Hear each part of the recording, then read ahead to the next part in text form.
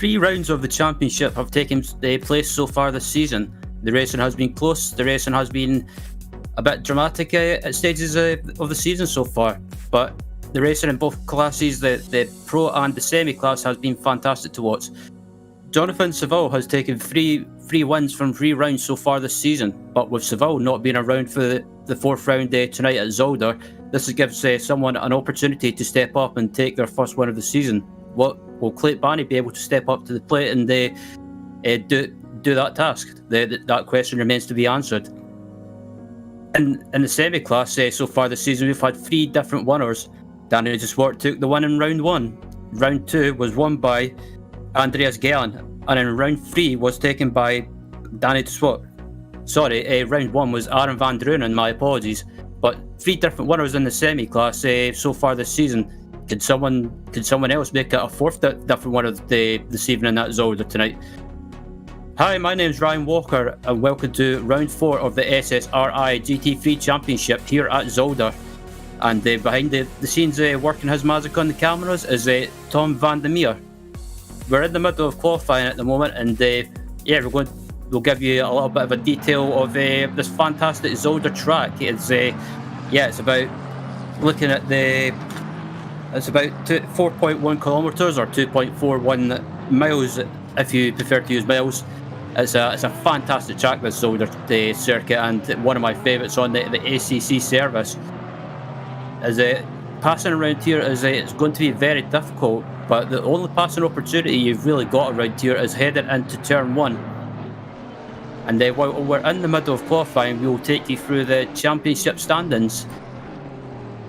And the pro class championship, it's currently led by Jonathan Seville, but with Seville not being around tonight, could someone like Sven Svenkelink or even Clayton Barney take their first win this evening? We'll wait to see. But yeah, Seville leads the championship with Regan Mitchell in second, Regan not being around either tonight, so another driver that's in the championship fight not around, so Sven Finkelink in 3rd place has an opportunity to close that gap at the top, with Finland's Jonas Hakala in 4th, joint 4th with Clayton Barney, and 5th is James Mead with the Dutchman Nard Cox in 6th. 7th is Dave Jr. from the USA with Ben Mallard, and 8th Ryan Leach in 9th, and rounding out the top 10 in that championship is Germany's Vincent Volchek. And in the semis championship, we've got Danny Swart currently leading that with 130 points, with Chris Pinsbeck in 2nd with 94 points, and then rounding at the top 3 we have got Patrick Tractor on 90 points, with Sweden's Andreas Glen in 4th, and then 5th is Aaron van Drunen. 6th is Tim Muris, joint 6th with Tim Nijbauer, and then 7th is Martin van der Kraan with Yannick Valenduc not around tonight, joint 7th as well. 8th is Simon Walks, 9th is Zoan Planas, and round out the top 10 in that championship is Sander Vale. So as I said, they were in the middle of qualifying, and a bit of history about this track as well. It's hosted a whole range of series. It's hosted Formula 1 back in the mid-70s and the late 70s and early 80s, and it hosts truck racing with the 24 Hours of Zolder also being hosted around here, with DTM having raced around here as well, with Champ Car or IndyCar racing around here back in the mid-2000s, and then also it's hosted motorcycle racing, so pretty much you name it, it's probably raced here as well, or currently races here. And tonight it will be host to the round 4 of the GT3 Championship. But at the moment in qualifying, that's the top of the standings in qualifying is Clayton Barney. So Clayton Barney has been there and thereabouts challenging Jonathan Seville, but Seville's always had an answer and just dominated all 3 rounds so far. But with also Luca Felipe in 2nd in qualifying, and Sven Svenkelink in 3rd, and then Sweden Andreas Galen in the 4th. So looking at the times, it's really, really close, and I think with this Zolder track being tight and twisty, I think we could see some drama happening throughout the race. Some details about the race as well. For tonight, it is 75 minutes with a mandatory stop for fuel, so you don't have to change tyres. You can take fuel, but if you want to change tyres, you are free to do so. And yeah, 75 minutes around Zolder. That's good. The essence of the race tonight is going to be just not getting into any silly incidents or doing anything silly, doing any risky moves. I think patience is going to be the name of the game, and I think it wouldn't surprise me if that chicane as well around the Zolder, or the two chicanes around here will possibly catch some drivers out, especially the first chicane, where if you get it wrong and catch those anti-cuts, it can cause a bit of havoc and possibly end your race. There's riding on board of Clayton Barney as well, coming up to the first chicane that I'm talking about. He gets it so wrong through the chicane, and it just proves my point. If you clip those little sausage curbs on the inside of that, the left part of that chicane, that can mess your lap up and mess your race up as well.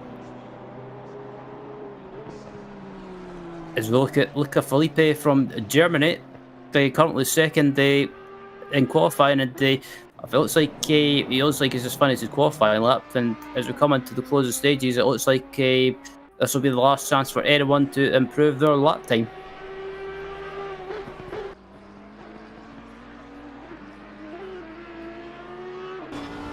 And if you're watching the race on the YouTube tonight, feel free to pop into the chat, say hi. Any questions that you've got, feel free to ask away. Or if you're watching the race, thanks for tuning in, and we really appreciate it. And if you want to be notified of any future streams or whenever videos are uploaded to the YouTube channel, feel free to click that subscribe button and click the wee alarm bell on the YouTube channel to be notified of any streams or videos that are uploaded from future races. There's a ride on board of Andrew Richardson coming through the final chicane now, and it looks like he's on a decent lap. He's heading up to the line now, keeps it to the left to shorten the run, and it looks like he's going to improve up to 7th. So a nice lap from Andrew Richardson. And as qualifying comes to an end, we'll take you through the grid very shortly. But yeah, it looks like Clayton Barney is going to be taking the pole position. So good. Congratulations to Clay on the pole position.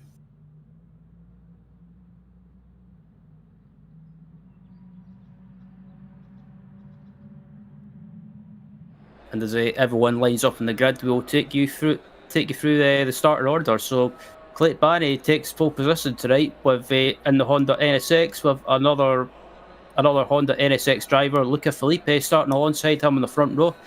Round 2 is going to be rounded out by Sven Svenkelink and Sweden's Andreas Glen, with 5th and 6th going to Miles Dixon and James Mead, with 7th Andrew Richardson with that great last lap improvement in qualifying, with 8th Ryan Leach, and then rounded at the top 10 and 9th is Vincent Volchik and Danny DeSwart.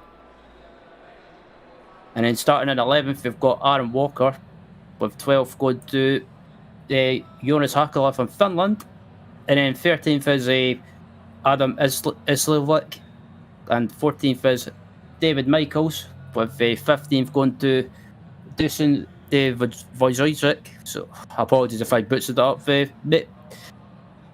And then 16th is Zlako Pavlovic, and then 17th we've got Martin van de Krant. And then 18th, we've got Nelson de Bruin. 19th is Jitsi Medima. And then rounded at the top 20 is Tim Muris. And as you see on on your screen, is the rest of the grid order. But yeah, as the drivers line up in the grid, I think some drivers will just be feeling a little bit nervous. Because Zolder, like I say, it's such a tight track. There's not really anywhere to pass, and you've got to time your moves. And I think the best patch or opportunities is either into that final chicane or even heading down to the hairpin. But not many passing opportunities. Patience is going to be the name of the game, and I think you might see some drama in the early stages of the race just because the pack is going to be so bunched up. And I think yeah, some of these drivers are going to have to be very careful.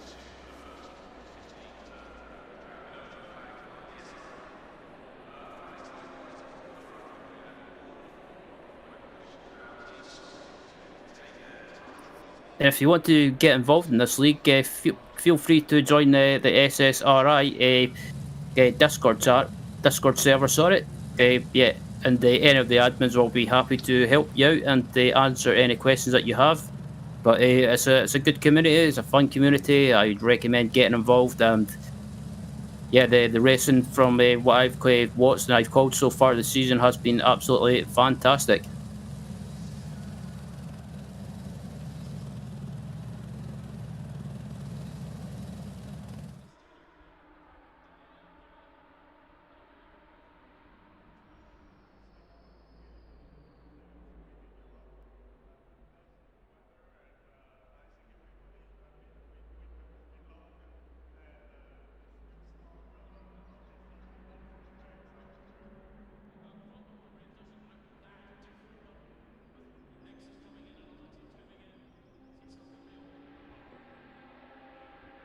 Yeah, before the race gets underway, with regards to the strategy as well, yeah, don't be surprised if you see some drivers using a full tank of fuel and trying to go as long as possible and to try and not take as much fuel at the pit stop. It has happened this season so far. I think some drivers doing that, using that strategy, and some drivers maybe using not a full tank of fuel just to try and gain some positions on the start and try and get through the field as quickly as possible. But yeah, yeah, Jonathan Saville's not around tonight. Can someone like Clint Barney take his first win, or can someone further back in the field possibly?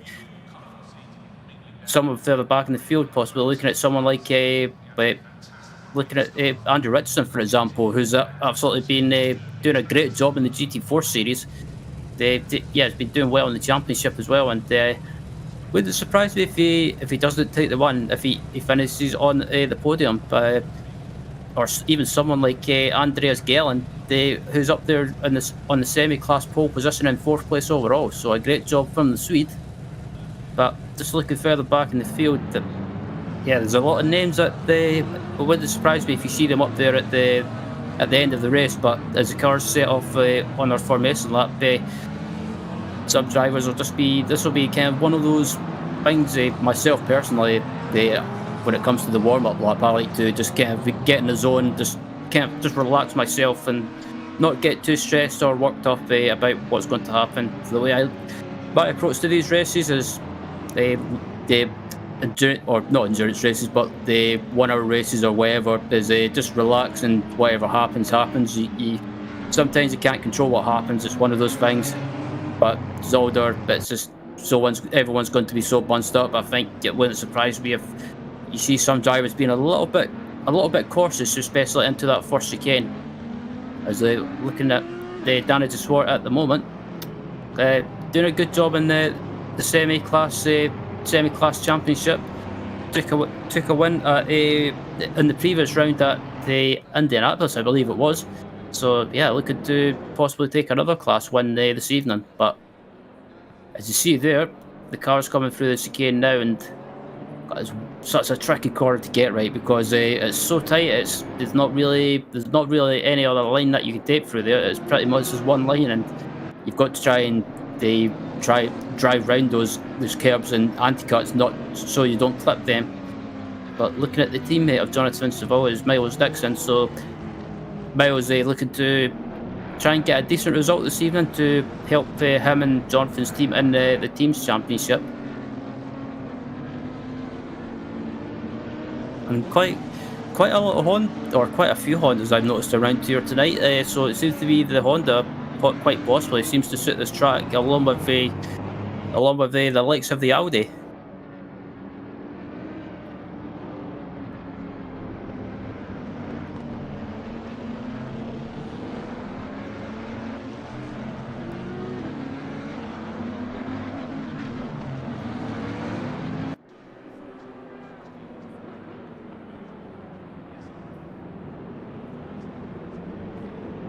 But as they come round the hairpin now, all the cars are starting to get 2 by 2, heading into the final couple of corners. And Yeah, I think Clayton Barry, I think he'll want to try and get a good start heading into turn 1, because turn 1, you might see some moves trying to happen straight away. And I think Luca Felipe as well. I don't think if he can, he'll try and not let Clayton Barry get away, because Clayton Barry, once he gets away, he's pretty much unstoppable. As we're on the way now, heading down to turn 1, and it looks like Luca Felipe actually got a great start on the outside heading into turn 1, and him and Barry are alongside, and can Felipe go around the outside and take the lead? It looks like, oh yeah, he takes the lead, and it looks like we've had issues further back in the pack, but still, looking at a third place Sven Svenkelink in the Bentley, I think he could be an underdog in this race. And as I head down now to this right-hander heading onto the straight, and this is the run-up to the chicane, and is everyone going to be sensible and keep it clean through the chicane? It looks like Svenkelink actually trying to make a move on Barry heading into the chicane now, and it looks like we've got a move possibly being made, or it's not being made, but it looks like James Mead was trying to make a move, and Barry's under attack from Svenkelink heading down to the second chicane now. Can Barry hold it? And Barry runs wide, but he manages to get it slowed down just enough. But Luca Felipe is already gone. He's already got about a 1.5 second gap, so the German not hanging around by any means.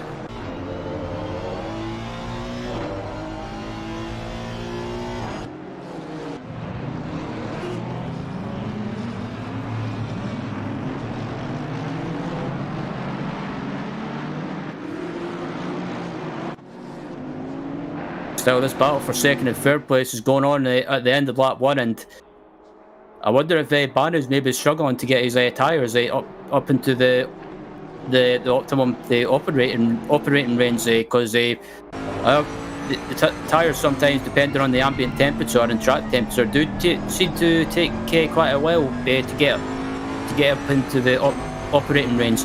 But riding on board with Sven, trying to keep in touch with Barney, and I think Sven has maybe just decided to just be sensible. It's still got a long way to go in this race, and we're on pretty much lap 2, sorry. But Sven just deciding to be sensible now for the moment, and looking at Danny de Swart, and looking further back, we've got Pavlovic trying to make a move, and can he get the move done? Yes, he can. That was a bit of a brave move on the outside into the first chicane.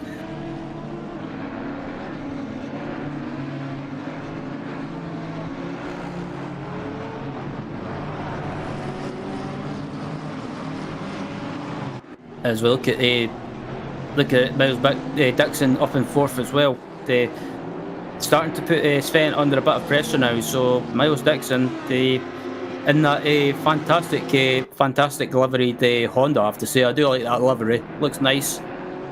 Looks a bit, don't know why, it reminds me of the Barbie girl colours. But anyway, as we come across the line now to complete the end of lap 2, or coming on to lap 2, sorry. Heading into turn 1, and it looks like Sven's under attack from Miles, and is Miles going to try and make a move into turn 2? No, he's not, but starting to put the Bentley in front under a bit of pressure, and it looks like Clayton Barry's starting to pull away now from the Bentley, and maybe this Barney's starting to feel comfortable now, and I wonder if he'll be able to hunt down the leader, Luca Felipe, as Miles Dixon pulls out from behind, trying to intimidate Svenkelink in front of him as he comes through the chicane now. Just watching the cars go through over that right side curb always scares me, because they take too much of that right side curb, it can unsettle the car.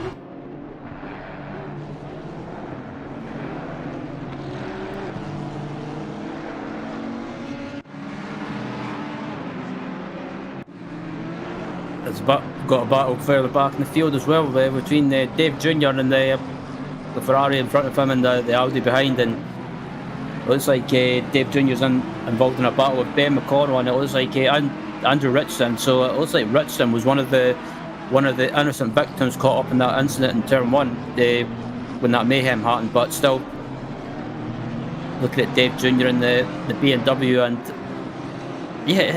what a decent driver. He's always shown good pace, Dave Jr. But as we've got just about to have a change for third place actually. So it looks like Miles Dixon's trying to make a move up the inside of Sven in the Bentley, but they're still side by side heading into turn 2, and there's a bit of body rubbing there, and it looks like Sven's not letting Miles go by it that easy, and it looks like is Miles going to go for the move into this right-hander. It looks like it's a bit of contact, and Sven gets spun right. That was just unfortunate for Sven there, but I had a feeling that something like that was going to happen because both of them were not willing to yield, and unfortunately Sven came off the worst there, and they got a bit of a whack from the front as a car was going by there. But I wonder if Sven will dive into the pits now and try and get that damage fixed, or if he'll just go on and try and cope with that damage as much as possible.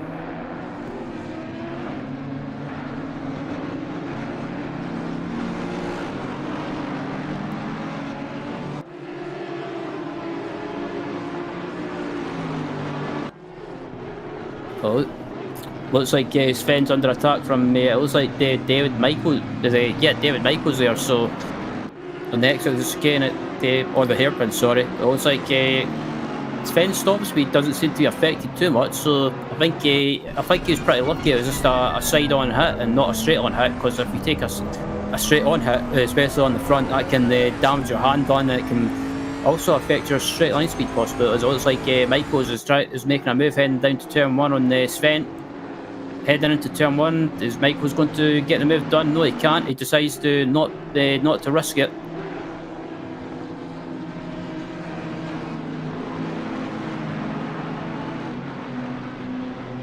But I have to say, the first 2 or 3 laps, it's been relatively clean, and this man here has taken advantage of everyone scrapping amongst themselves behind. Luca Felipe has actually managed to build that gap to about 3.3 seconds now, so the German is absolutely just pulling away and doing a great job at the moment.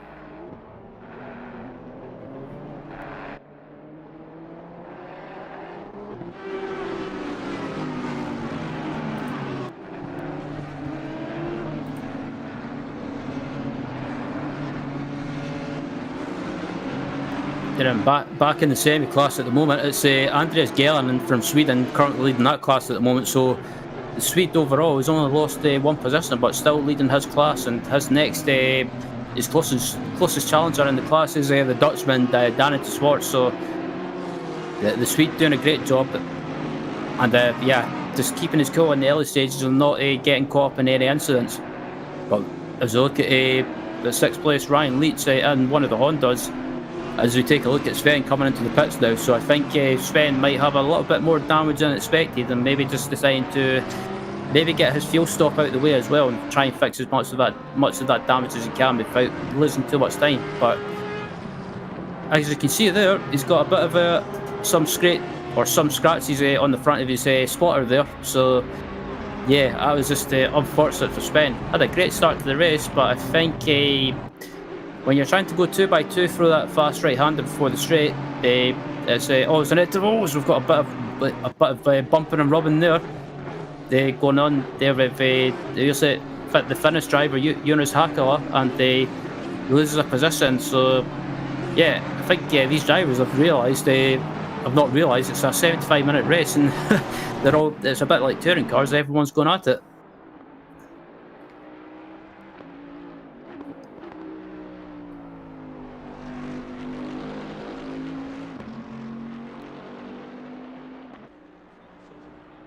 Yeah, and it looks like Sven Fenka has had a quick stop. He was out of the pits really quickly, so I don't know if he took maybe a splash of fuel and just fixed some of that damage, but that was a really quick stop. So I think Sven as well, I think he just wanted some clear air just to try and put some quick laps down and try and get back through the field as quickly as possible. And the Bentley driver back out on track and on his way again.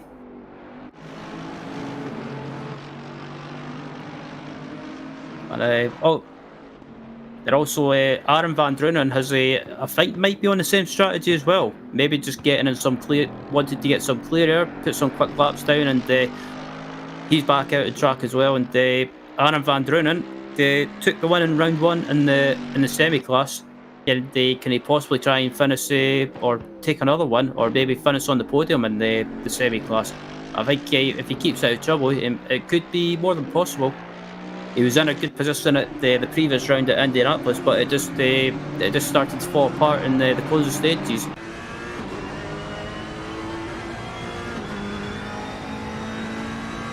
As you ride on board with the Finnish driver of Jonas Hakala, heading into the second chicane, and currently down in 10th place at the moment. So, yep, Jonas doing a decent job in the top 10, and just keeping it the trouble so far at the moment, and was involved in a bit of a bumping and banging there. But yeah, I think it's just the nature of this Zolder track. It's just there's hardly any space at all to try and make a move.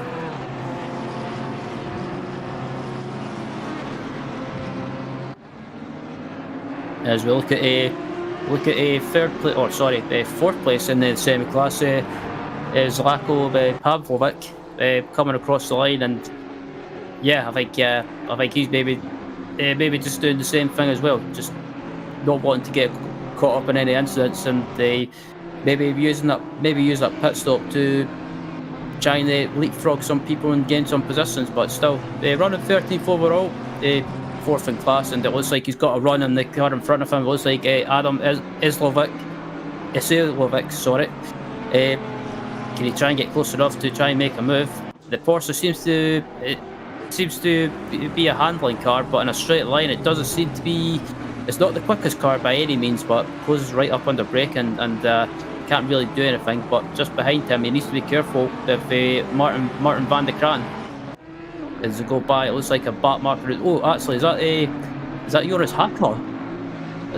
Oh, is Van der Kraan just barges his way through Jonas Hakala there, and I don't think the Finnish driver will approve of that. As yeah, I think he might be a bit frustrated.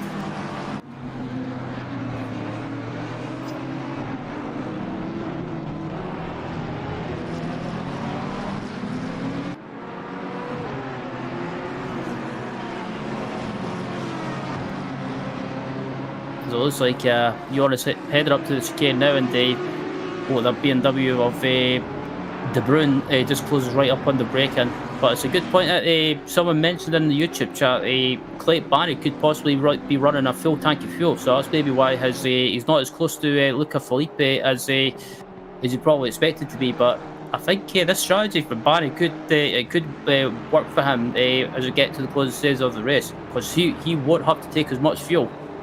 And I think Felipe might be running less fuel, maybe half a tank. Barney gets a bit of their time there, heading through the chicane.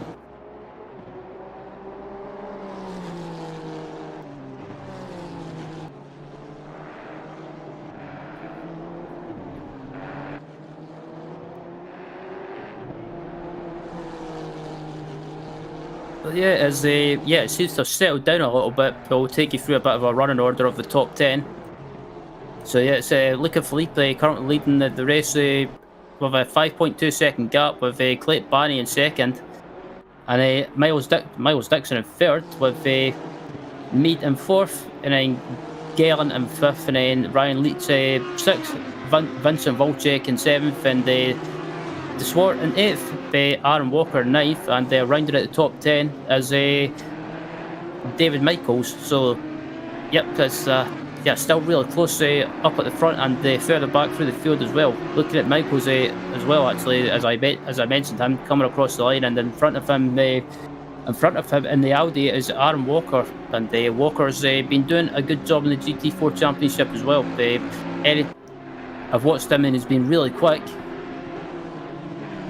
and doing a good job in ninth place in the Audi. So yeah, good to see a bit of a mixture of manufacturers in this field.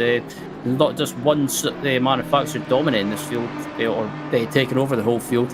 But as I say that, it's a Honda 1, 2, 3, 4 up at the front. So like I said at the start of the broadcast, it seems to be the Honda seems to be the car to have around here tonight. As Walker gets a bit of airtime over that right side curb.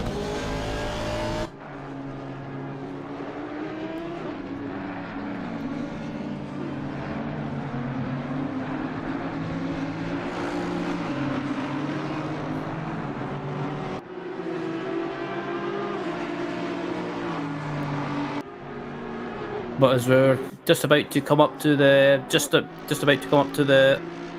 1 hour remaining mark, it looks like Nathan Pierce has made a pit stop in the Lamborghini, 25th overall. So I think quite a few. I'm very surprised, or not surprised, on the other hand, that some drivers are deciding to pit early, especially around Zolder, because there's not many passer opportunities. If you get some clear air and put in some quick laps, it could pay off by gaining several positions. But Pierce coming up to the chicane now, and in the Lamborghini, and it looks like Andrew Richardson is coming up behind him in the Audi. So is Richardson going to make a move into the chicane? No, he's not.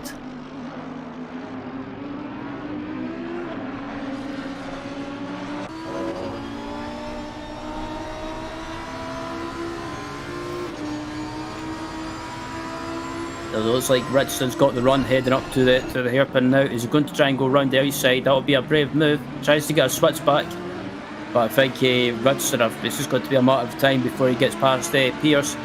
As they head up to the final chicane now, and it looks like is Richardson going to try and make a move? No, he's not, but it closes right up on the braking. I think if he gets a good run on the exit here, he could possibly make a move into turn 1.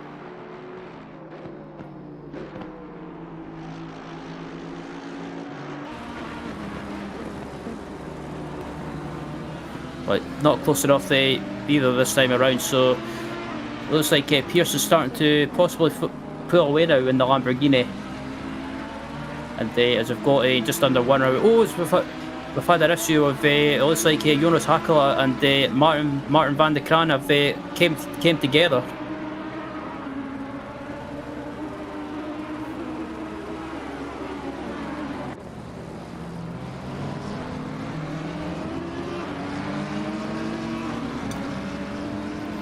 But as Hakala comes into the pits now, I think he's realised that it's maybe probably best to get into the pits now and try and just get out of that battle, because it was starting to get a bit scrappy. But yeah, just the nature of Zolder. You can be in a battle and sometimes it can go horribly wrong.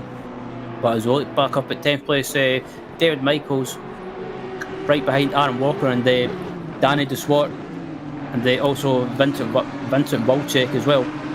So these guys all close together, and it's been a good battle to watch this. And Walker in the 9th in an Audi with another Audi driver behind him, or sorry, another Audi driver in front of him, I should say, with the SWAT. It looks like in front of these guys they've got that was a bit naughty from Walker there. Just pushing it to the limit there with regards to trying to defend.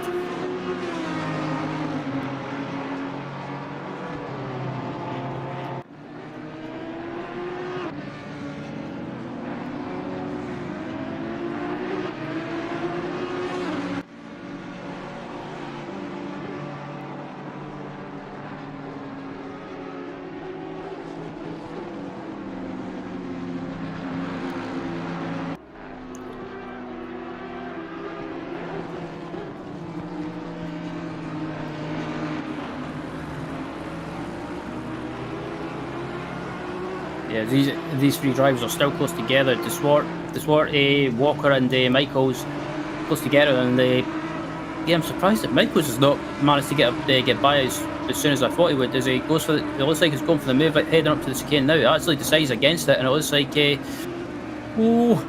Walker just about ran into the back of DeSwart in front of him, and they were under braking, and I think he might have just been a little bit distracted by Michaels trying to make a move there.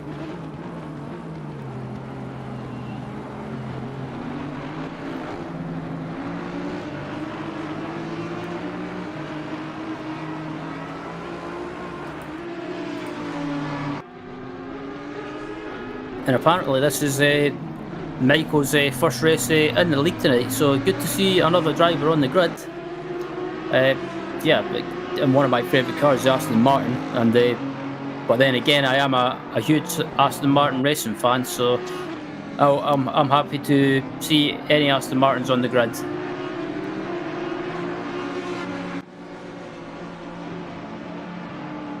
As they come across the line now, these three drivers not closing down Vincent Walczak and actually allowing him to pull away.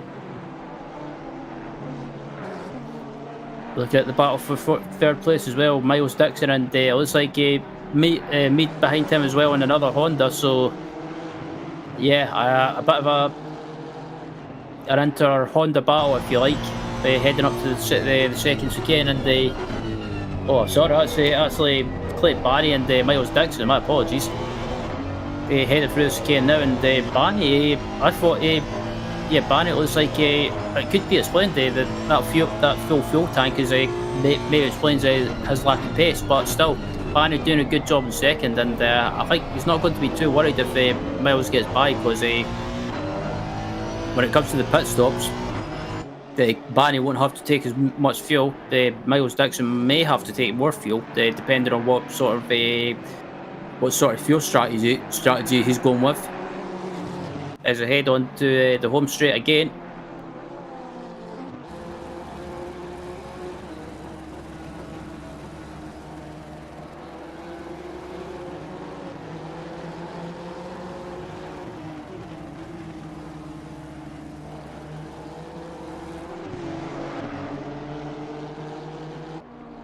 And the gap back up at the front is about 6.8 seconds now. So Luca Felipe is just absolutely checked out at the moment.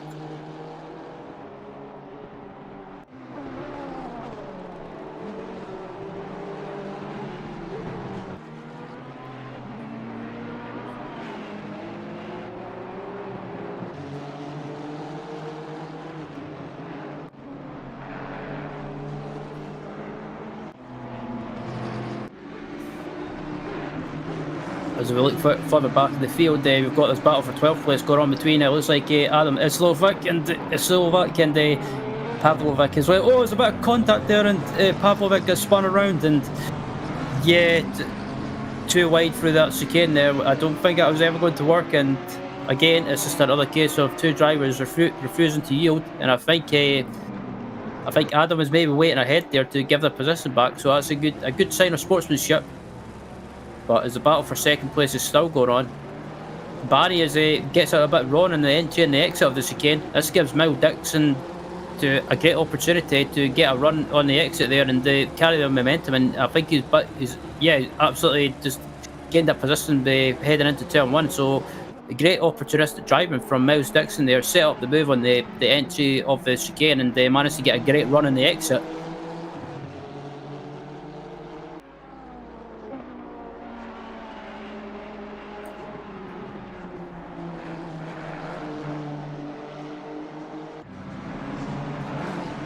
But still, look at the leader of Luca Felipe, pretty much just in a classy zone at the moment, and up to 8.6 seconds now. So Dixon and Barney scrapping away has allowed Felipe to build that gap, and in front of Felipe, we've got a couple of back markers now.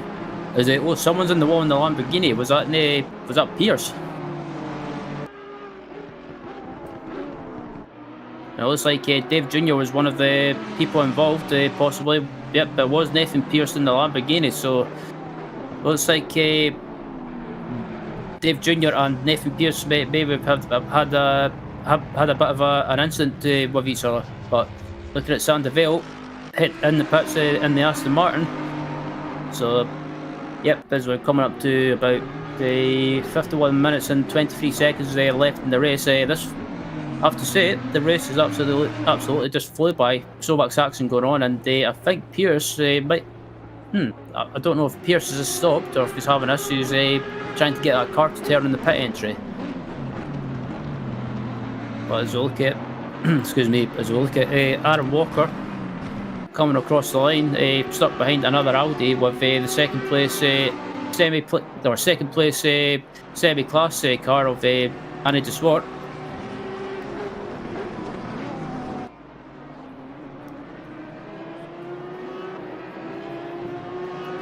And it looks like, it looks like someone's had an issue. Was that Ben? Yeah, it looks like Ben McConnell.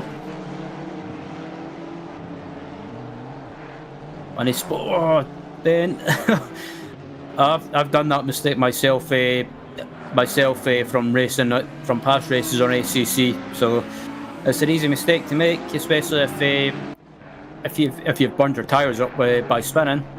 But it looks like Ben's managed to get going again. Only lost one position, but looks like he might have just excuse me, he might have just lost it himself.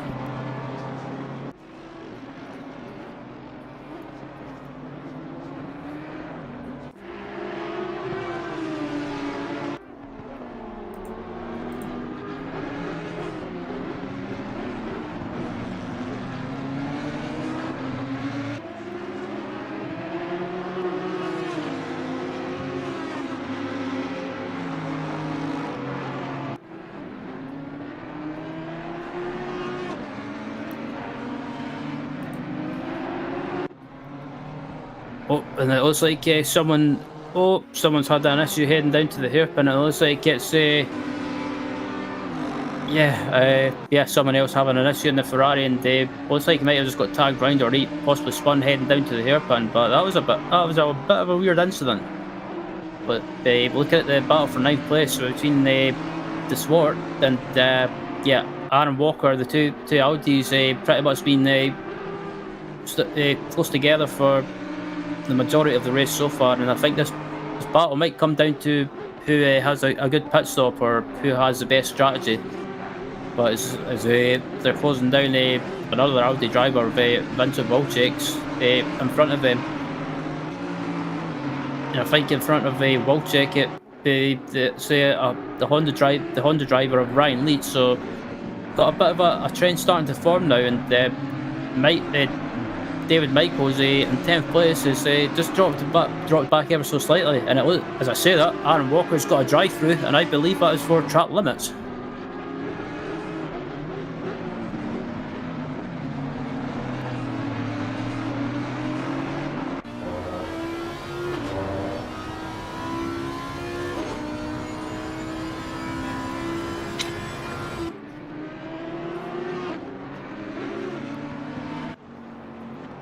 So yeah, you probably look at Zolder and think, no, there's not really anywhere you can get track limits, but some of the exits of the chicane, especially that second chicane, if you take too much of that inside curb on the right on the exit of it, it can catch you out. I've had that happen to me before, and it's frustrating, but that's just the way it goes. As Aaron comes through to serve his drive-through penalty now, and this pit lane, especially on the pit limiter, just feels like an eternity.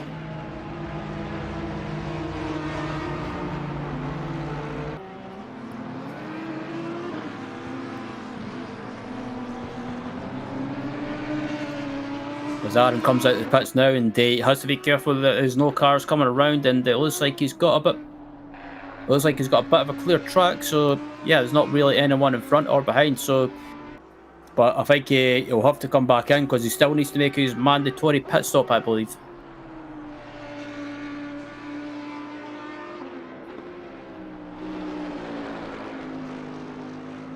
Looking at Sven Svenkelink as well, currently back up to 18th place now, and he doesn't have to make his pit stop because he was first of the drivers to make his pit stop. So he can go to the end if he wants. If he's got the fuel and he can get to the end, he can do that. He does not have to come in again.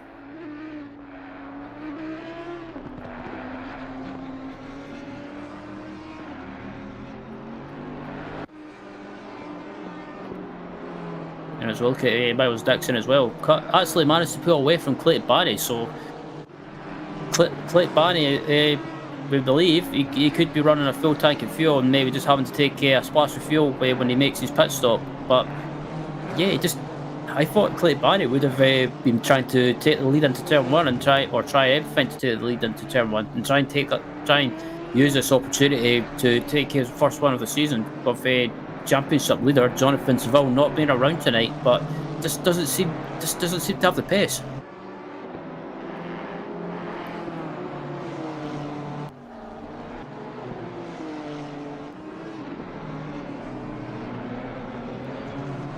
So looking at Barney now, and I mean, I'm looking at Barney's lap times. They're not terrible, but just I thought he should have used this opportunity to be up there challenging Luca Felipe. But Felipe at the moment, up there at the moment. He's got a big gap at the moment, a comfortable margin.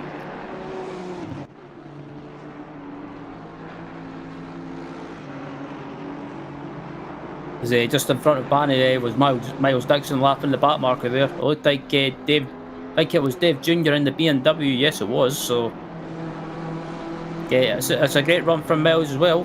Miles is a name I recognise from sim racing, and been around for on the sim racing scene for quite some time. Well, probably ages when you think about it, but doing well in second place, and I wonder if he can maybe try and close that gap down to Luca Felipe in front of him. But with Felipe being up the road about 8.8 seconds now, I think it'll be a bit difficult to close that gap down unless Luca has an issue.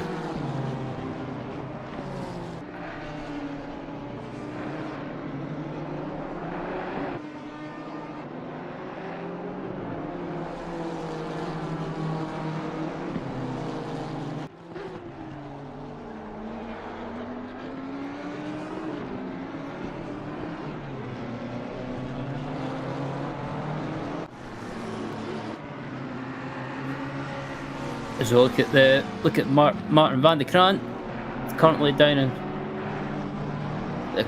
fifth in the semi class at the moment, and I do like this. I do love this livery rather. It's one of my favourites, and takes me back to my childhood of watching this livery on TV at Le Mans. And if there are any Le Mans fans in the chat, yeah, you'll probably remember this livery from the BMW. The long tail cars that raced at Le Mans, so one of my favourite liveries, and good to see Martin running it.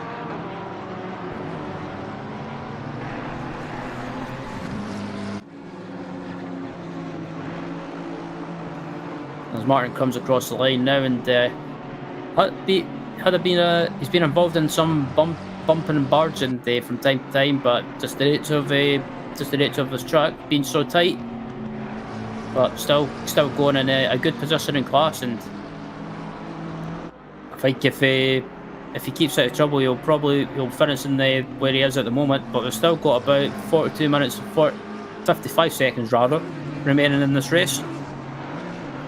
And just in front of Martin is not a position in class is another McLaren, but still the battle for 8th place is going on. It was a bit of contact into the chicane between Vincent Walczak and it looks like Danny DeSwart, and I think that was a bit optimistic there, optimistic from Danny trying to go for a move there into the chicane. There was never any room.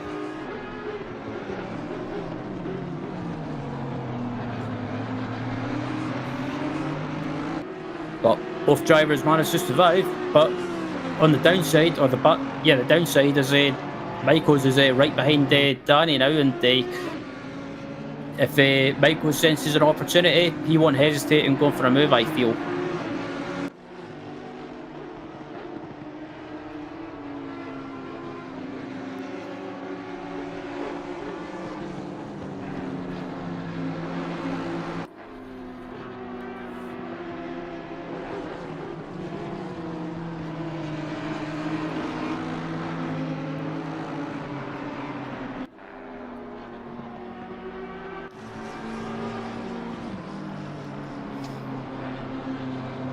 And 13th and 13th and 14th is this battle between that's going on at the moment with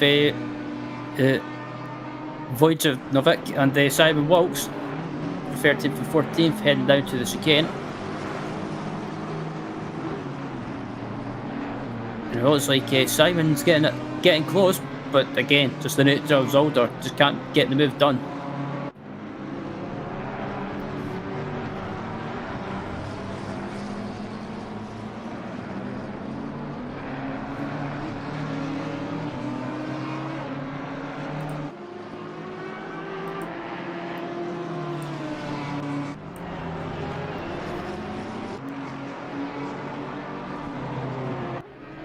Also, this battle's starting to ignite again. Vincent Walczak runs slightly wide on the entry to the final chicane and compromises his exit.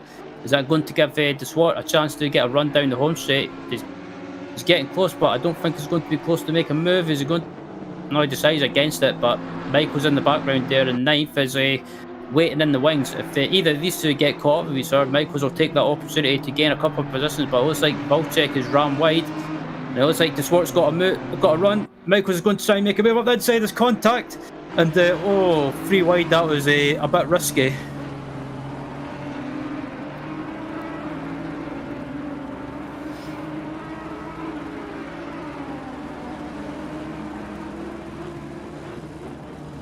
But the Swart takes up position, and it looks like Valchek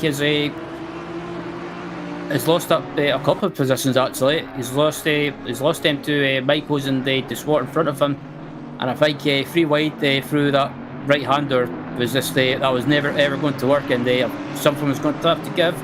Unfortunately, it did give, and I think Valchek on the other hand just decided to be sensible and not do anything risky.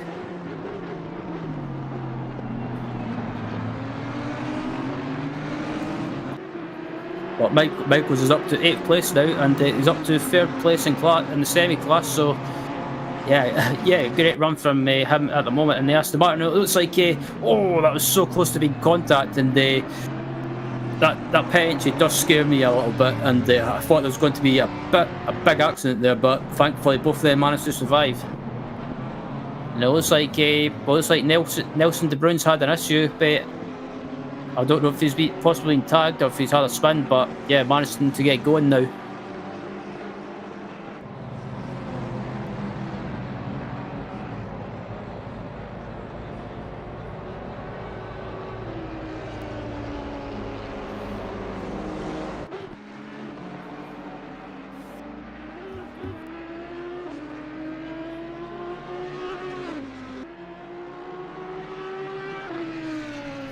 But looking at the Swedish driver, Andreas Glen, currently he's actually got a big lead in the semi-class.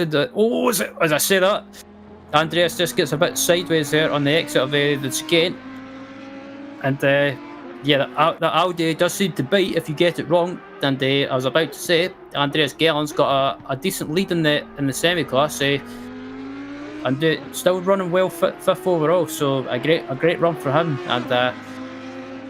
I wonder if Andreas will dive into the pits now. Nope, decide not diving into the pits, so I think Andreas is maybe trying to go as long as possible, but not really being in any trouble. It's a great run for him. It's been trouble-free, but hopefully, as I said that, hopefully I've not jinxed him, so if I have Andreas, I apologise in advance.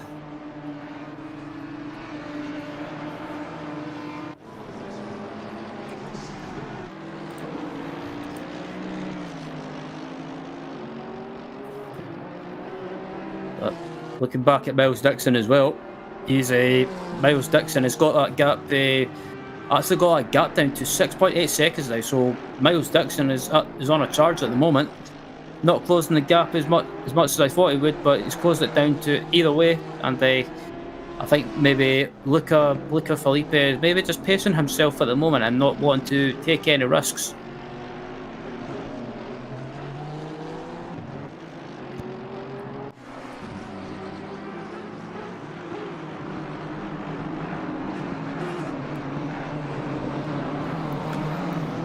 So look at 11th place man, Nelson De Bruyn, just in front of him. He's got another semi-class contender in front of him. So this battle is for class position. This is for, it looks like 4th place at the moment, and it looks like Miles Dixon has dived into the pits from 2nd place, as you can see at the bottom of your screen.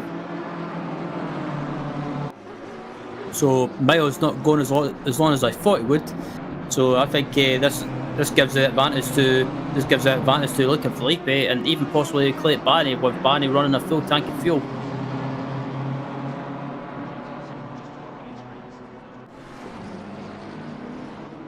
And Nelson, another close call into the pit entry there. Nelson De Bruyn almost ran into the back of another car in front of him. That was so close.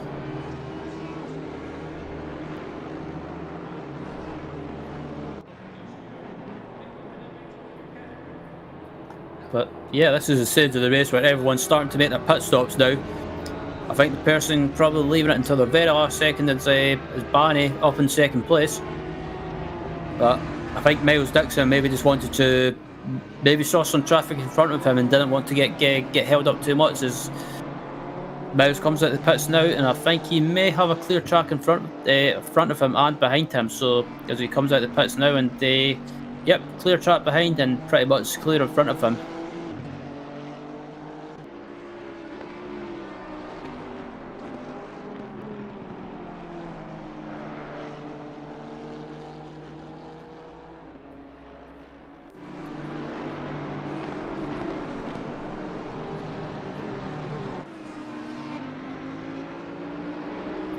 As I say that now as well, I've just been informed that Sven Svenkelink is ahead of Miles Dixon now. So Sven, who's already made his pit stop, will not have to, pretty much not have to let Miles by, because both of them are hard battling for net position on track. So if both these guys start scrapping away, that's actually going to give the advantage to not only Luca Felipe up at the front, but Clayton Barney up in second place. So yeah, this is going to be an interesting battle, I think, if Miles catches up to Sven.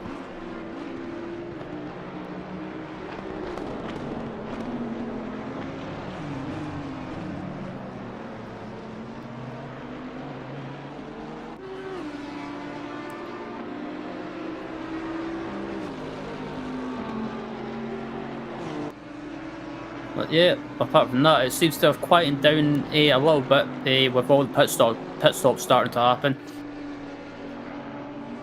But yeah, still up at the front is Luca Felipe with Clay Barney second, and we've got Mead in third with Andreas Galen in fourth, and Danny DeSwarten in fifth, second in the semi-class championship. And looking at the leader, Felipe at the moment has got a couple of back markers in front of him, and I think Luca might be getting a bit frustrated with these back markers scrapping away in front of him and not letting him by straight away.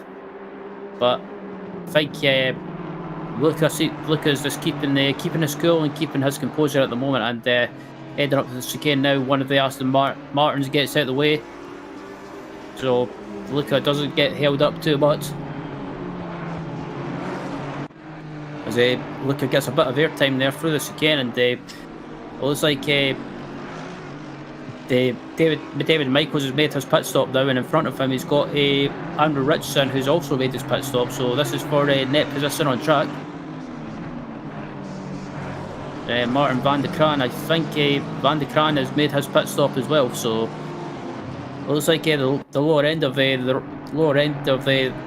running order, they're starting to make or have made their pit stops, and it's just mainly the people in the top 10 or just outside the top 10 have still got to make their pit stops.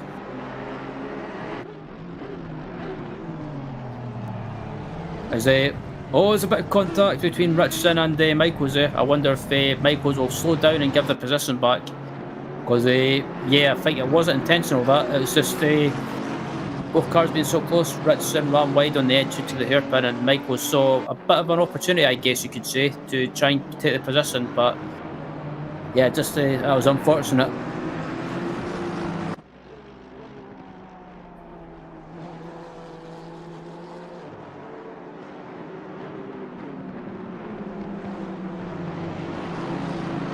Looking at Michaels coming through or heading through turn one.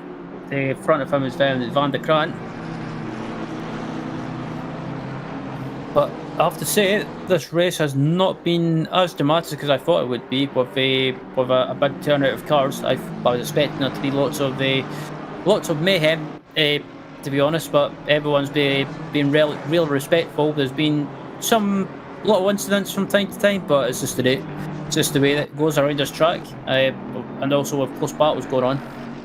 But Clayton Barney, second place. I think the person in the YouTube chat called it absolutely correct. I think Barney's going for a long stint and leaving it as long as possible to make his pit stop. As Luca Felipe puts in the fastest lap of the race so far, and Felipe, I have to say, he's been pretty much just his pace has just been absolutely incredible, putting in quick laps after quick lap, and Yeah, there's no one really, not really anyone that's been able to touch him.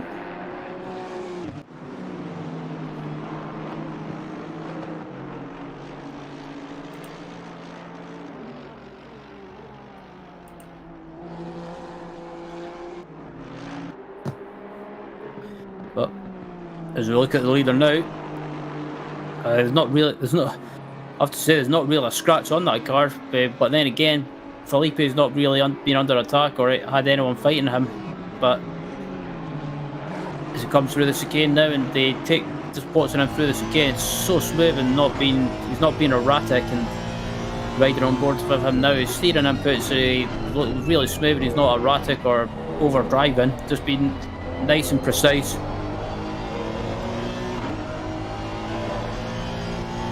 And I have to say, I did do some laps with this Honda this afternoon, and around Zolder, it feels absolutely, might just be me, but this car feels really planted around Zolder.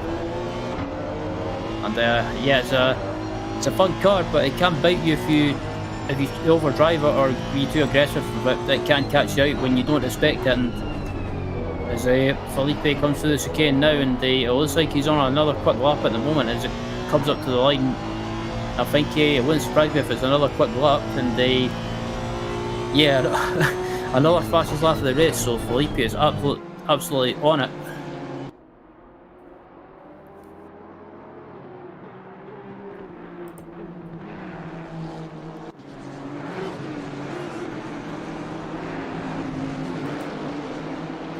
But looking at Spanker Link, and it looks like actually Miles Dixon has made the move on Spanker Link, so maybe Sven, or Sem, sorry, as I say, not to fight him too much, and maybe work together with Miles to try and get through the field as quickly as possible and try and gain as many positions as possible.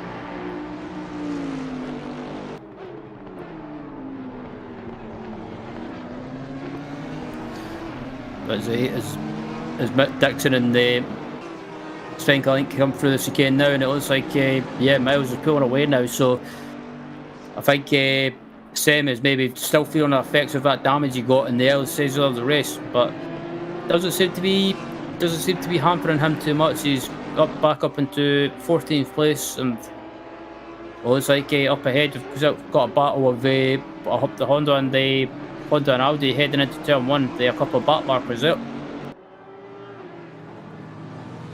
Because it looks like he got a replay of the move from Miles Dixon on Sen, sorry. It looks like Miles closes right up on the braking, and I think Sen might have just understeered wide on the exit there, and that gives Dixon an opportunity to make a move up the inside.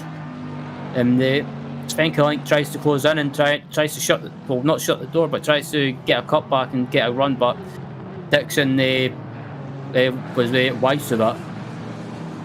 So Miles Dixon starting to quickly get through the field there.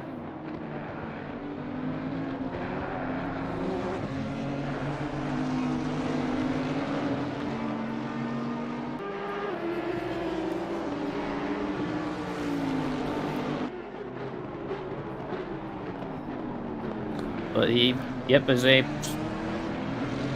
as Spanker Link closes up on the braking of the Honda in front of him, it looks like Tim Uris in front of him in the Honda in 12th place, and I think Seb will probably make a move heading down to turn 1 possibly. But Miles Dixon up into 10th, and it looks like Seb will be up to 13th now, behind Tim Uris, heading down to turn 1. And Dixon back up into the top 10 now, so maybe pitting early was a correct call and getting some clear air. And Sem is starting to get stuck behind traffic now, or slower cars in front of him. Sorry, so but I don't think you'll be too worried about that. I think he kind of expects to finish in outside the top 10 or in the top 10. Sorry, maybe just doesn't want to try anything risky. As he tries to go for a move up the inside into the chicane. Can he get the move done? Oh, there's a bit of a squeeze there. Yeah, that was so close to contact, but Sem gets the move done into the chicane, nice and clean, and he's on his way.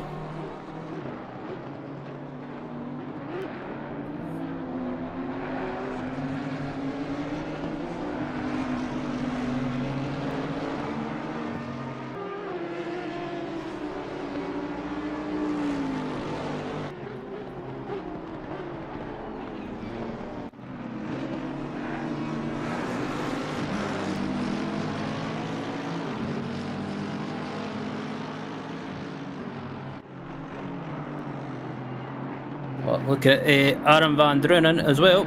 It's been a bit of a quiet race for Aaron. I mentioned earlier he was having a great race at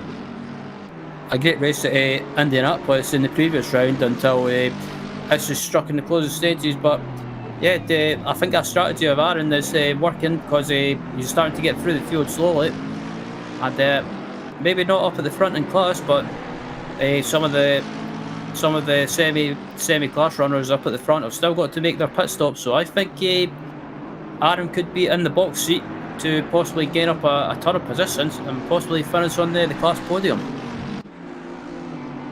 As in front of him, I believe in front of him is it looks like Vanya in front of him in the McLaren into turn 1, and Aaron doesn't look too eager to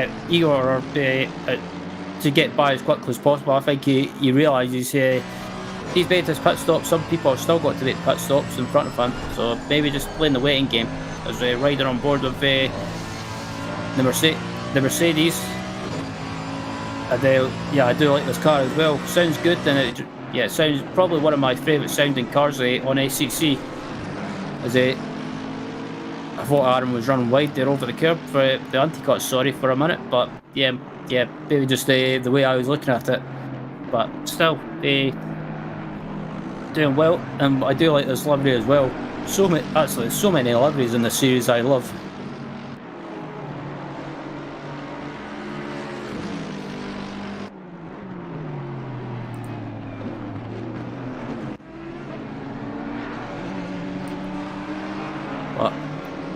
So look further back in the pack, looking at the Finland's Jonas Hakala, I think he'll probably be feeling frustrated with this race, and I think it's one of those races of what could have been in his eyes, because he was up there inside the top 10 doing well, but just issues of kind of just reared ahead, and he's been caught up in a couple of incidents, and currently down in 22nd, and I think the Finn will be feeling frustrated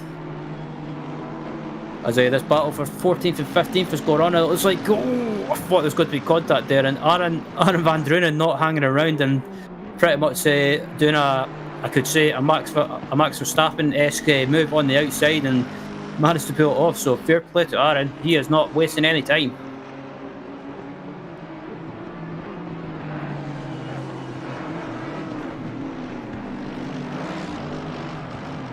It looks like someone's off in the gravel. Was that someone off in the gravel there? I think, or someone's ran wide anyway. It looks like oh, is it? Yeah, it was Peter. Yeah, Peter. They ran wide. Well, say again, ran wide through the gravel there, and they maybe just got the entry or the exit rod, but managing to still keep going. And it looks like he's under attack now from a couple of other cars behind. Van de Krant and Michael's by the looks of it, and that's I thought it was Michael's got by, and Peter is struggling now.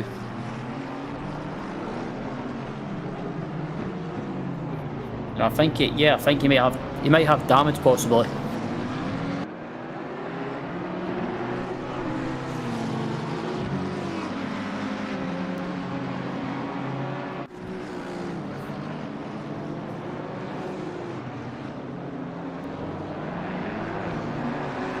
But still, it looks like we've got a replay coming up now of the replay from of Aaron getting that move done. It looks like Peter ran wide there on the exit of turn 1, and it gave Aaron an opportunity to try and go around the outside, and that could have possibly ended up in being contacted and Aaron being spun, but thankfully both of them left each other just enough room, just by basically inches, but Aaron managed to get the move done, and starting to pull away already. But still waiting for the front runners up at the front and both classes to make their pit stops. Looking at Jonas yet again, and he's caught up to. It looks like he's caught up to the rear of Andrew Richardson in the Audi, and in front of the couple of other cars in front. So start of a pack starting to form here, and I think it could be. I think it's Dave Jr. Dave Jr. is starting to cause a bit of a pack.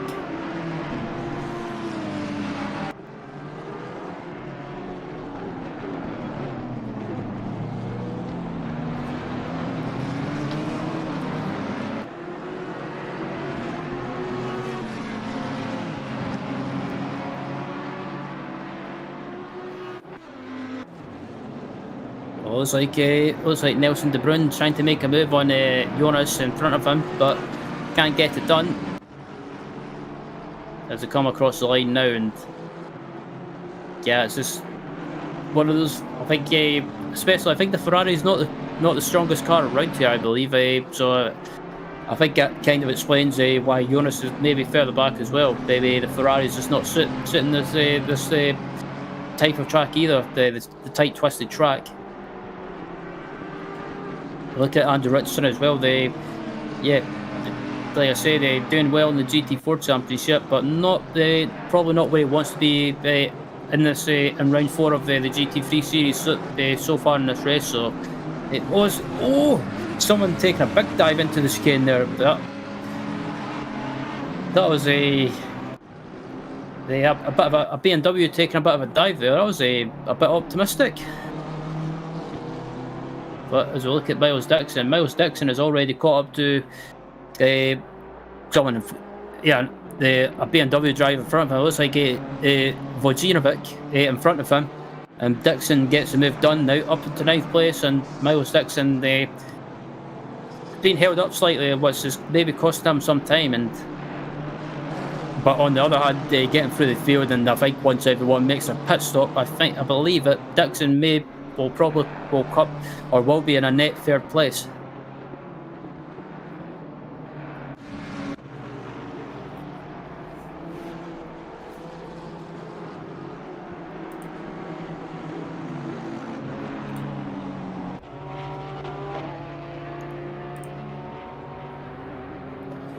As Danny DeSwart dives into the pits now, from 5th, it looks like 5th place. So Danny DeSwart dives in from 5th place and 2nd place in the semi class.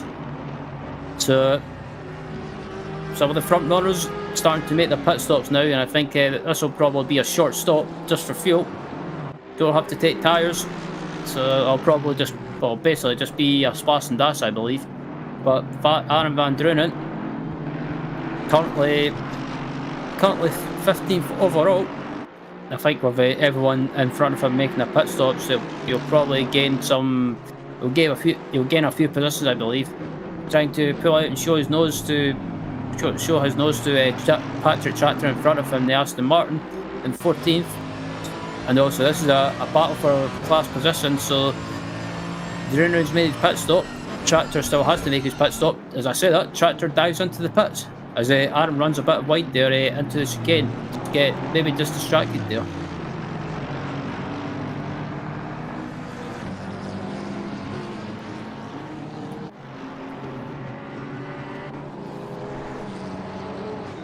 As we look at Tractor coming into the pits now, and I think again Aaron Van Drunen has played an absolute blinder with the strategy, pitting early and getting some clear air. And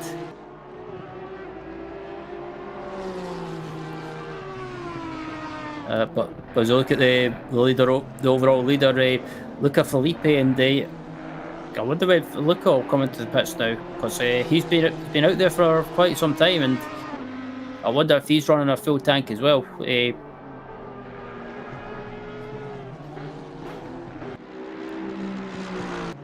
And it looks like Van Drunen has gained another position now. So Van Drunen has gained a position from Michaels in the Aston Martin. So Michaels has made his pit stop as well. So is Aaron.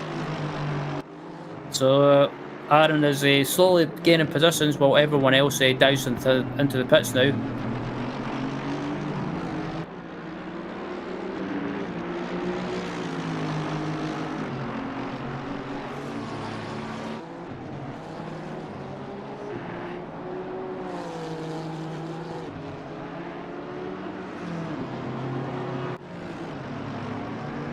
So yeah, look at Michaels at the moment, and Van Drunen is up into 6th place in the semi-class. So yeah, his strategy seems to be paying off, and looking at James Mead in 3rd place, and again Felipe puts in another fastest lap of the race. So I don't know if Felipe's got that Honda dialed in with the setup dialed in that Honda, or if it's just Felipe just doesn't, or Felipe wants to try and build as much of a gap as possible. But at the moment he's got a gap up to about 15.6 seconds, so I think when he makes his pit stop, he should come out in the lead possibly, or should still come out in the lead, I should say. But still, it's been a great drive either way. Not really been under attack from anyone, and looks like he's come up to lap a fellow Honda driver as well. I wonder if Luca will dive into the pits now, and nope, decides to stay out for another lap.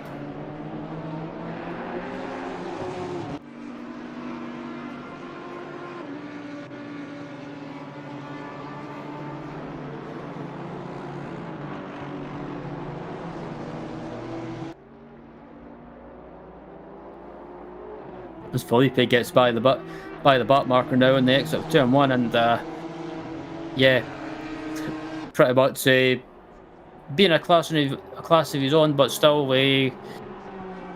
even Barney's in a Honda and he just can't keep up. But to say it's been a great race this evening. Not as much drama as expected, but still it's been a great race to call. There's been plenty of battles throughout the field. As we look at second place, Clint Barney, and I think Barney might be frustrated as well, possibly. He knew he could have challenged for the win, but pace is just not being on his side. But on the other hand, second place is still a good haul of points, and that'll close the gap down to the championship leader, Jonathan Seville, in the standings. So second place is still a good back foot of points for him.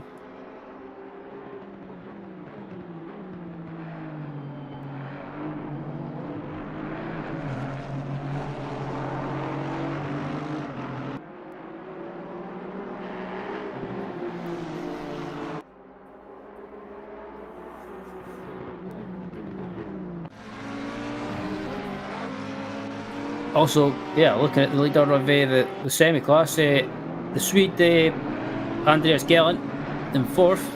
Andreas is still got to make his pit stop, I believe. So, yeah, but I don't think he'll lose the class lead. I think he's pretty much playing the same strategy as well. Maybe taking a full tank of fuel and trying to go as long as possible, because that marker gets out of the way in front of him as makes it a bit difficult, I should say. But still, I wonder if Andreas will come into the pits now, or if he'll go round for another lap as he decides not to go into the pits. So I think he's doing a similar strategy, staying out as long as possible and not have to take as much fuel at the pit stop as he comes across the line.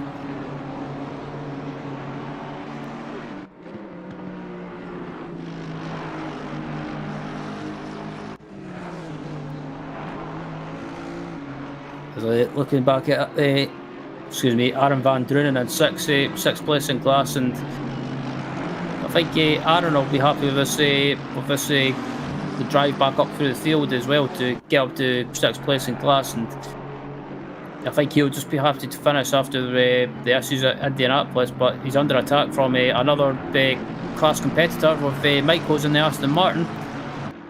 And I wonder if at this stage of the race, maybe, I don't know if Aaron's tyres are starting to go away a little bit, but Michael seems to be reeling him back in now, and not too far behind these guys. They've got Van de Kraan starting to close them back down.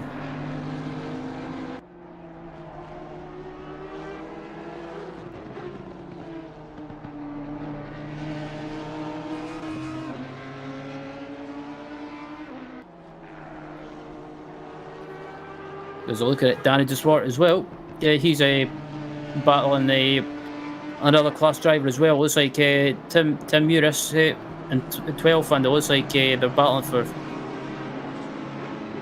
4th and 5th place in class at the moment, and they not too far away from a podium position in class as well. But still, it looks like they'll get a bag full of points as well.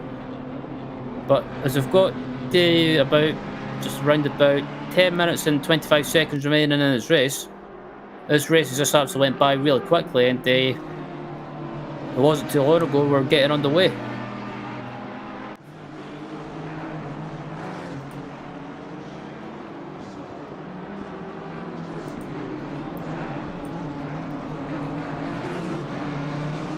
Looking at 20th place Nelson De Bruin as well in the BMW. Just in front of him, he's got Andrew Richardson in the Audi. So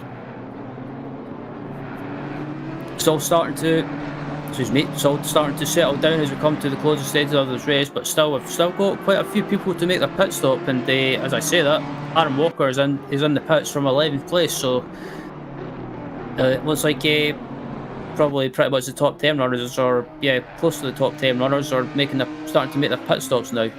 But as looking at Danny de Zwart in the Audi in 12th place, he's starting to get back, starting to put on a bit of a fight with Tim Meares in 12th. And is Danny going to go for the move? And he thought about it, but maybe just pulling out to try and intimidate Tim. But as Aaron Walker comes out the pits now, he made his pit stop now, so he can just pretty much cheat the rest of the race as a hot lap session as you like, and try and regain as many positions as possible. And it looks like De Bruin is making a move, and he's got that move done.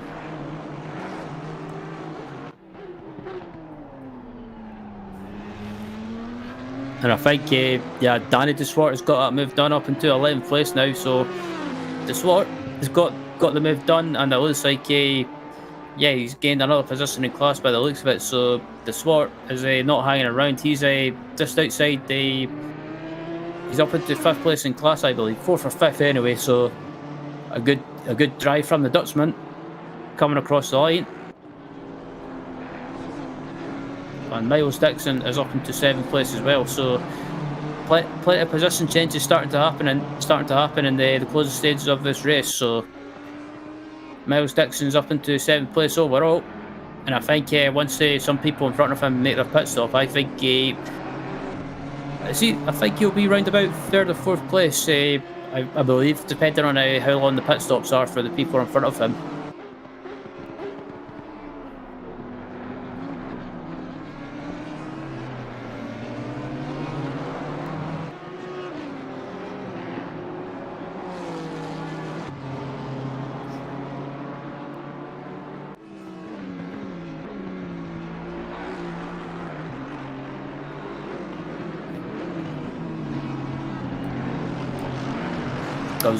Excuse me, as I look back at this battle between Van Drunen and Michaels. Van Drunen in 13th, and this is pretty much a battle for overall position, but also a position in class. And just behind them, closing these guys down, is Van de Kraan in the McLaren. So this is pretty much these 3 guys are battling for class position as well. And Meares has still got to, I think these guys will gain another position from Meares, who's 12th place, and then just in front of these guys, has to make his pit stop. But it looks like Michaels has got the move on Van Drunen, or got the run on Van Drunen rather. He's got to make a move into the chicane. I don't think he's close enough, and Van Drunen is doing good to keep his composure.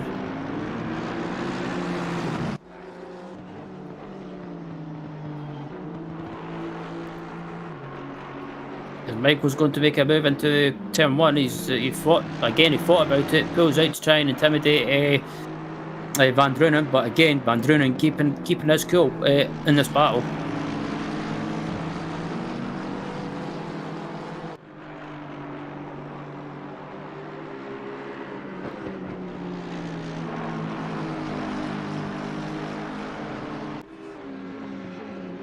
And Michaels has got the run, and then Van Drunen heading down to the chicane. Can he get the move done? Oh, they're going side by side.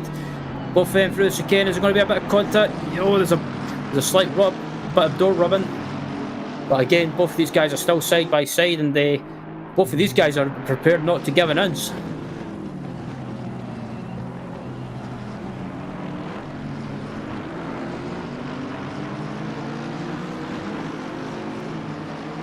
But still, looking at Van de Kraan behind these guys, I think he's just preparing to wait and see if anything happens between these two. As Van de Kraan comes flying in and just runs into the rear of Aaron Van Drunen. I think Van Drunen won't be happy about that, and I think if I was Van de Kraan, I would give that position back.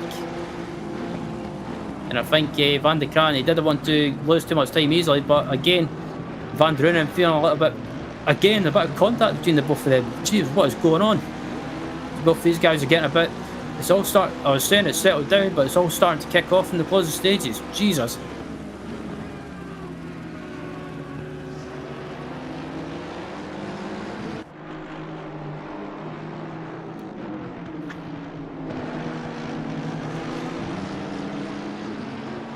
As Aaron manages to keep that,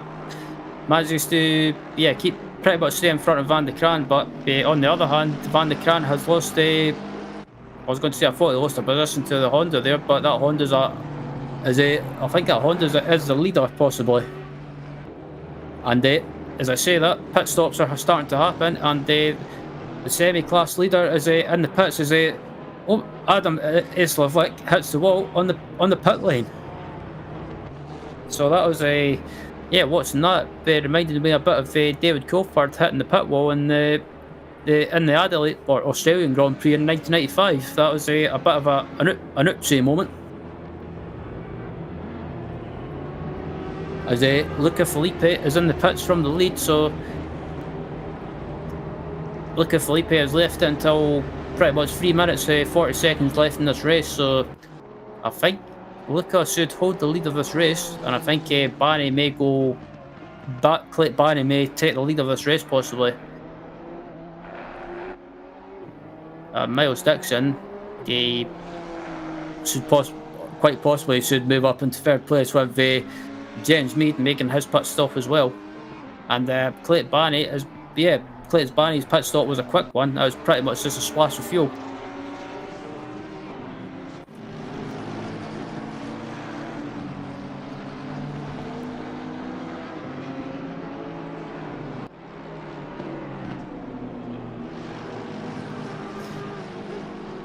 And just being informed as well that Clayton Barney is still not pitted as well, so Barney has to come into the pits.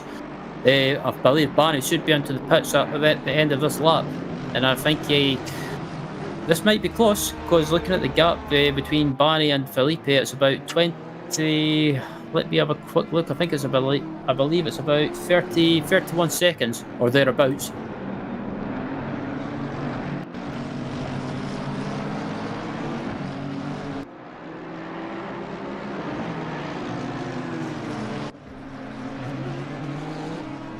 As I say that, I thought Barney would have to pit, and he's into the pits now. So this is going to be close. I think Barney's into the pits. I think Barney's just going to have to take a splash of fuel with 2 minutes and 5 seconds remaining. But I think this is going to be so close to call.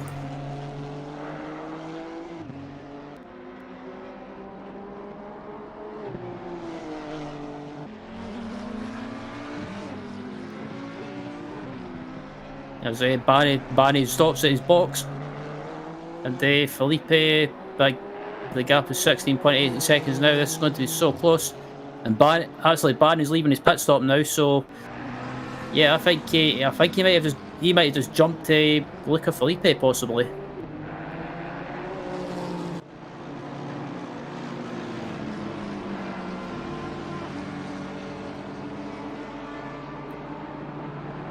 As Miles Dixon comes across the line now, he's back up into third place now. So, as I suspected, Dixon is back up into the top three, and actually Felipe is retaking the lead. So, I thought it was going to be close, but just look at as we say that, look at Felipe right there as retook the lead after the pit stops, and I have to say it's been a fantastic drive from the German. He's pretty much just been in command, and no one has really had an answer to him. But further back in the pack, we've got this battle for 14th overall between Aaron van Drunen, and it looks like as well Aaron van Drunen and Ryan Leitz in the Honda. So Ryan Leitz has got the move done heading into the final chicane. As I thought it was done. Van Drunen does well to hold it on the outside. You'll have the inside for the right-hander. But again, Leitz carries the momentum on the exit of the chicane, and it looks like he's got the move done heading into turn one. But as I say that, Aaron van Drunen's been tagged. Oh, that was so unfortunate for Aaron, and again, same issues at Indianapolis, doing well, and it just still seems to fall apart from him in the closing stages. But we're on the final lap, and the leader's on his final lap as well, and Here is the super quick German, Luca Felipe. Just he's probably, if there was a vote for driver of the day, he would be my driver of the day, because he's pretty much put in a great performance, and super quick pace every lap. He's putting like quick laps out all the time, especially with a full tank of fuel, which is just incredible, and just no one's been able to close that gap to him or be near him to have an answer.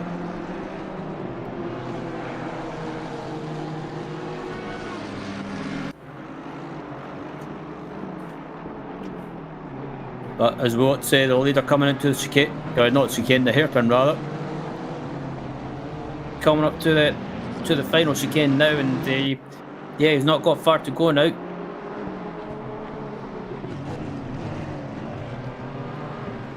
But as he comes across or comes around the final couple of corners, the German Luca Felipe is going to come across the line and take the win in round 4 of the SSRi GT3 series here at Zolder tonight. Fantastic drive from him. And Clayton Barney is going to come round to finish in second place, and not wanted to win, but still good handful of points to close out in the championship leader, Jonathan Seville.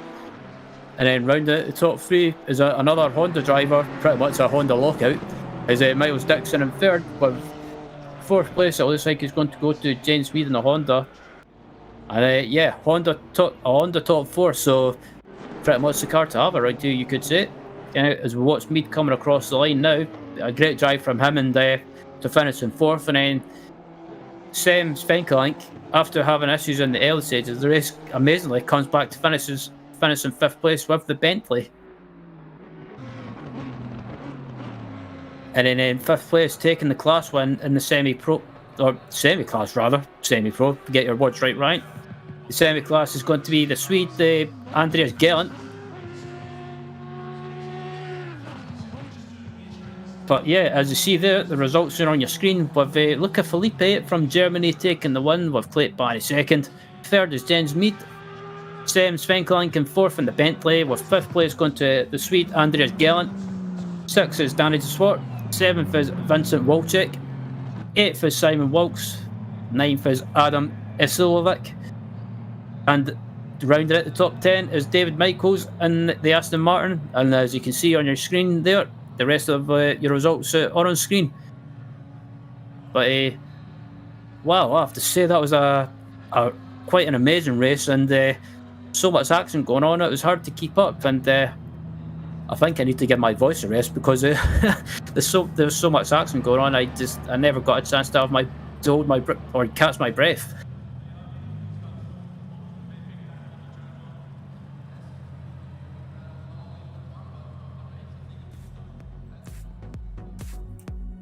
But yeah, as you see, some highlights on your screen right now, and yeah, a big pack of cars I can see they turned out for tonight, and yeah, there's fantastic racing throughout the field in the pro class and also in the semi class, and we had some slight little incidents from time to time, but just it's just the nature of close racing, and especially in GT racing.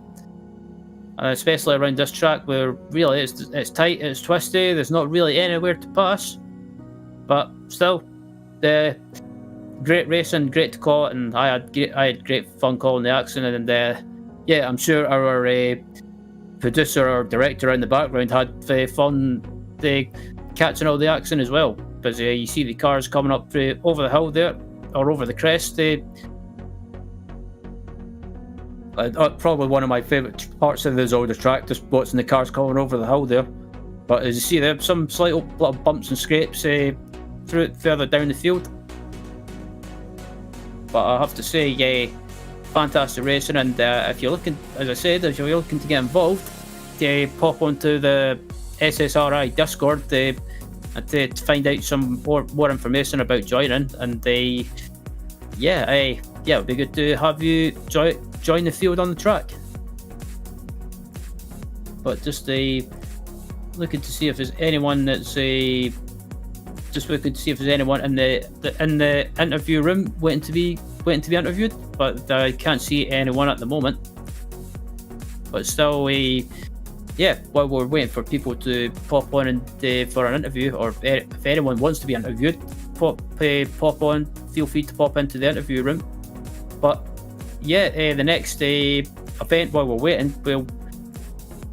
the next event takes place at one of my favourite tracks on the ACC platform is Cota. Some people don't seem to like Cota, but I think it's one of my favourite American tracks on ACC. Even though you get some of those pesky cut track warnings can get annoying, still I find that a good challenge. Cota had 2 weeks on the 8th of November. But yeah, as you see there, tonight was round 4 of the series. But next round is at Cota on the 8th of November for a 90-minute race. So the drivers are going to have to be careful about those pesky cut track warnings. As you can see, the round 6 heads to Barcelona on the 22nd of November, and we round out the season on the 20th of December at the fantastic Mount Panorama track, or Bathurst as it's formerly known, to round out the season, and for a 75-minute race. And yeah, it's a tricky track, a fun track, and I believe we have someone in the interview room waiting to be interviewed, and I believe it's second place finisher Clayton Barney. And Clayton, first of all, congratulations on second place. It's not the one that you probably wanted, but still second place, with handful of points, and you close the gap up to the championship leader, Jonathan Seville. Yeah, thank you, man. I mean, to be honest, I just, for whatever reason, didn't have the pace today in the race. I mean, quali went well, but in the race, I thought, to be honest, that Luca might have been on less fuel, but when I saw that it was going to the end, I just have to say fair play, because it just wasn't in there, maybe in the setup, but because as drivers, we always like to make excuses, of course, but to be fair, it just wasn't in it. So I'm happy with P2. At some point, I let Miles Dixon through, because I could see that he was closing in on the straight, so I could pretty much tell that he was on less fuel than me. So after hearing that he killed Sam, there was just no point really in fighting him too hard and just get P2 later on. Yeah, I mean, heading into tonight, what was with Jonathan not being around tonight and him obviously leading the championship, what was your strategy or your plan for tonight? Was it, obviously you never won, was it just finish and pick up the points, or was it just see how the race pans out? Yeah, pretty much the second part, just try to finish as high as I can. I mean, I've had some issues the last couple of days with my groin, so to even finish the race, I'm happy, to be really honest. It looks really bad after quali, but somehow it consolidated during the race, so yeah, I can't be too displeased about today. And yeah, still taking 45 points, getting my best results. And to be fair to Luca, I think if Jonathan Seville was here, then he wouldn't have been much quicker. I think they would have fought for the lead today, so like, fair play to him. And obviously the next event, the round 5 heads to Cota, a track that's still relatively new to the ACC platform. Have you got much experience around there, and do you think the Honda will suit the characteristics of that track? Well, I've driven it in the Camus Cup and the Bimmer, and to be honest, it felt alright. Obviously, with track limits, it's quite a tough track, and it's not difficult to get a drive through. So I think that's going to be the main challenge for pretty much everyone.